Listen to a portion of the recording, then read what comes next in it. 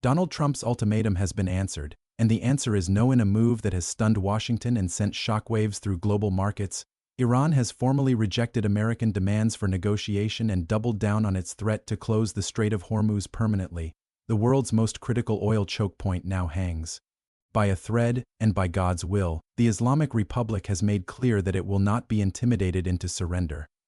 The rejection came swiftly and decisively, just hours after the Trump administration issued what officials described as a final offer for diplomatic engagement. Iranian Foreign Minister Abbas Araghchi delivered Tehran's response in terms that left no room for misinterpretation, speaking at a press conference broadcast live across Iranian state media and picked up instantly by networks worldwide. Araghchi declared that Iran would never negotiate under threat, never surrender its sovereign rights, and never abandon its allies in the axis of resistance.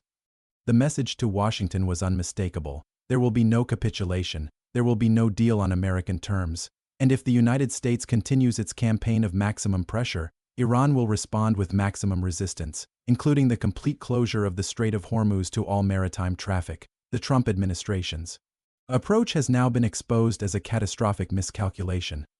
According to the New York Times, White House officials genuinely believed that intensified economic pressure and military threats would force Tehran to the negotiating table on terms favorable to Washington. They were wrong. Senior administration sources, speaking anonymously to Reuters, admitted that Iran's response caught the national security team off guard. One official described the situation as, quote, "not what we anticipated based on our intelligence assessments." Even former American diplomats have begun questioning the strategy. Richard Haass, former president of the Council on Foreign Relations, wrote on social media that the administration had, quote, "fundamentally misread Iranian resolve and painted itself into a dangerous corner." The Wall Street Journal reported that emergency meetings have been convened at the Pentagon and State Department, with officials scrambling to reassess options that now appear far more limited than previously assumed. Foreign Minister Araghchi's complete statement reveals the depth of Iran's commitment. He declared, and I quote, "The Islamic Republic of Iran has received the American proposal. We have studied it carefully, and we reject it entirely. Let me be clear about why. The United States has offered negotiation while simultaneously maintaining crippling sanctions that target our hospitals, our medicines, and our children. The United States speaks of diplomacy while its warships mass in our waters and its aircraft violate our airspace. The United States demands concessions while offering nothing but the promise of continued hostility. This is not negotiation, this is extortion, and Iran does not submit to extortion." President Trump believes that economic pressure will break our will. He is mistaken. For over 40 years, the Islamic Republic has endured sanctions, sabotage, assassination, and military threats. We have not merely survived, we have grown stronger. Our missile program has advanced. Our regional alliances have deepened. Our self-sufficiency has increased. The American president threatens consequences if we do not comply. Let me tell him what consequences truly mean. The Strait of Hormuz is within our territorial waters. Through this narrow passage flows 21 million barrels of oil every single day. That is 21% of global petroleum consumption. If the United States believes it can wage economic war against Iran without cost, it is profoundly mistaken. We do not seek to close the strait. We do not wish to disrupt global commerce. But if Iran cannot export its oil freely, then the strait will not be free for anyone. This is not a threat. This is a statement of strategic reality. To President Trump, I say this directly. You cannot bomb your way to a deal. You cannot sanction your way to submission. The path to resolution runs through respect, through lifting illegal sanctions, and through treating the Islamic Republic as the sovereign nation it is. The choice is yours. Peace through mutual respect or escalation, with consequences you cannot control. Iran has made its decision. Now make yours. The Strait of Hormuz represents the jugular vein of the global economy. At its narrowest point, the waterway spans just 21 miles, with shipping lanes only 2 miles wide in each direction. Every single day, approximately 17 to 21 million barrels of crude oil pass through this critical choke point, representing roughly 1/5 of total global consumption, according to the U.S. Energy Information Administration. Any significant disruption to Hormuz traffic would trigger immediate and severe consequences for energy markets worldwide. Oil prices could spike by 50% or more within days, sending shockwaves through every economy on Earth. Japan receives approximately 80% of its oil imports through the strait. South Korea depends on it for roughly 70%. Even European nations, despite diversification efforts, remain heavily exposed to any disruption in Gulf oil flows. Iran's geographic position gives it inherent control over this vital waterway. The Irg Navy maintains extensive coastal defenses, including anti-ship cruise missiles, fast attack craft, naval mines, and shore-based artillery capable of targeting any vessel within the strait. Military analysts at the International Institute for Strategic Studies have assessed that Iran could effectively close the strait for extended periods, and that reopening it by force would require a massive military operation with no guarantee of success. The Islamic Revolutionary Guard Corps' Navy released its own statement reinforcing Iran's position. The Irg naval commander declared, and I quote, "The warriors of the Irg Navy stand at full readiness to execute any order from our supreme commander. Our forces have trained for this moment across decades of preparation. Let the Americans understand what awaits them in these waters. We have positioned thousands of naval mines along strategic choke points.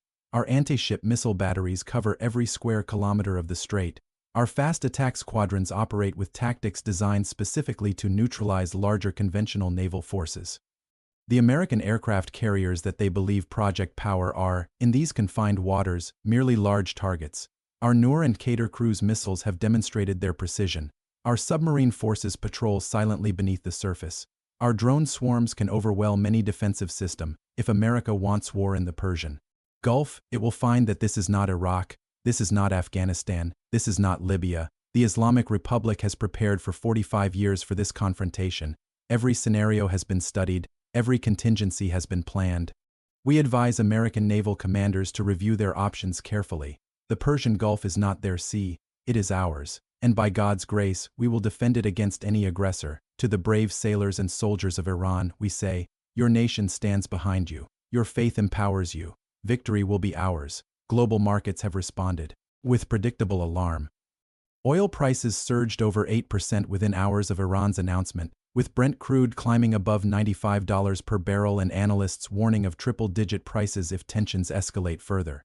Trading volumes reached their highest levels since the 2020 pandemic crisis. Asian markets opened sharply lower, with Japan's Nikkei falling over 3% and Hong Kong's Hang Seng dropping nearly 4%. European futures indicated similar declines expected when markets open.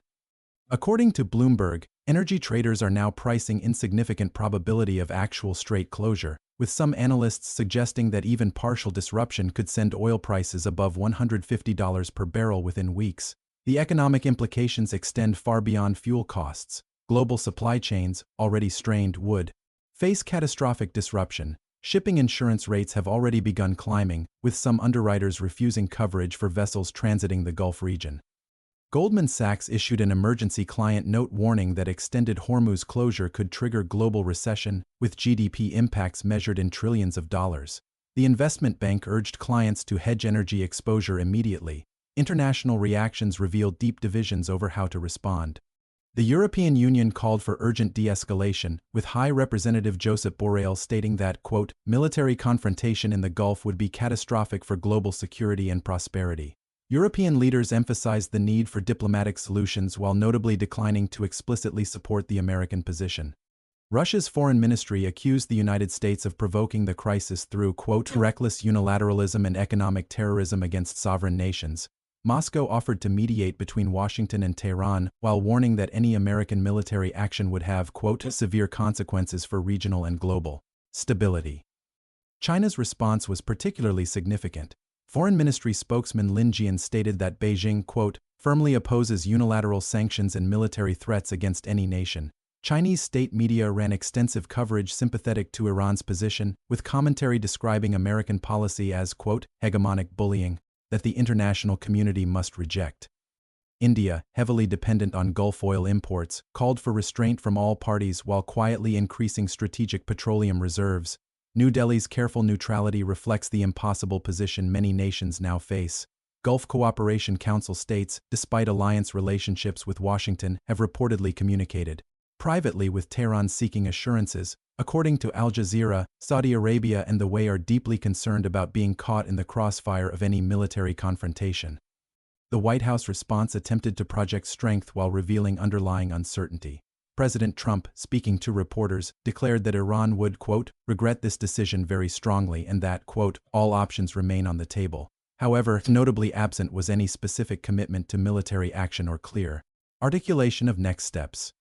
Secretary of State Marco Rubio called Iran's rejection, quote, "a disappointing but not unexpected response from a regime that continues to destabilize the region." He emphasized that the United States would consult with allies on appropriate responses. Pentagon officials, speaking on background, acknowledged that military options to forcibly reopen the strait would involve significant risks and uncertain outcomes. One defense official told CNN that, quote, "anyone who thinks this would be quick or easy hasn't studied the geography or the Iranian order of battle." Congressional reaction was divided. Hawkish Republicans demanded immediate military response, while Democrats warned against another Middle Eastern war. Senator Bernie Sanders stated that, quote, "the American people have no appetite for another catastrophic military adventure in the region." Iran's position reflects decades of strategic preparation for precisely this moment. The Islamic Republic has systematically developed asymmetric capabilities designed to neutralize American conventional military superiority. Its missile program, drone technology, and naval forces are specifically optimized for Persian Gulf warfare. According to defense analysts, Iran possesses over 3,000 ballistic missiles of various ranges, including precision-guided systems capable of striking any target in the region. Its drone arsenal, battle-tested in multiple theaters, provides cost-effective strike capabilities that can overwhelm expensive defensive systems. The axis of resistance, including Hezbollah, Iraqi militias, the Houthis, and Palestinian factions, provides strategic depth that extends Iranian deterrence across the entire region. Any attack on Iran would trigger coordinated responses across multiple fronts. The Islamic Republic has spoken. The answer to American demands is rejection. The response to American threats is defiance, and the promise to the world is clear. Iran will not surrender its sovereignty. Iran will not abandon its allies. Iran will not bow to pressure, sanctions, or military threats. The Strait of Hormuz remains under Iranian strategic control, and by God's will, those who believe they can dominate the Persian Gulf through force will discover that the age of unchallenged American naval supremacy has ended. The choice now belongs to Washington: peace through respect and mutual dignity, or consequences that no economy, no military, and no nation can escape. Iran has made its promise, and the Islamic Republic keeps its promises.